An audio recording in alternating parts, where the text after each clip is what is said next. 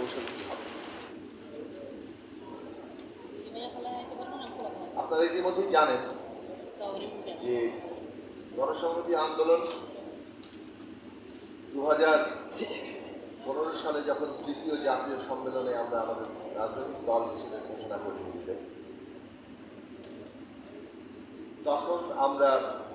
সিদ্ধান্ত গ্রহণ করেছিলাম এবং তার পরের বছর আপনাদের অনেকেরই মনে থাকবে 2016 সালে 3-4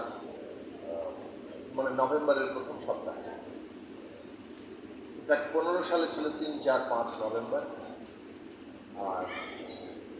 16 সালে নভেম্বর মাসে 1 বছরের মাথায় আমরা বিশেষ সাংগঠনিক সম্মেলন করেছিলাম, যেখানে আমাদের দলের সদস্য ফল, আমাদের ঘোষণা কর্মসূচি ইত্যাদি প্রণয়নের ভিত্তিতে আমরা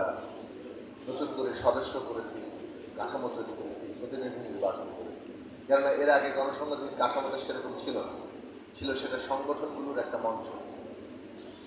দলের যেভাবে প্রাথমিক সদস্য হয় এবং সদস্যদের ভিত্তিতে পুরো কাঠামোটা দাঁড়ায়,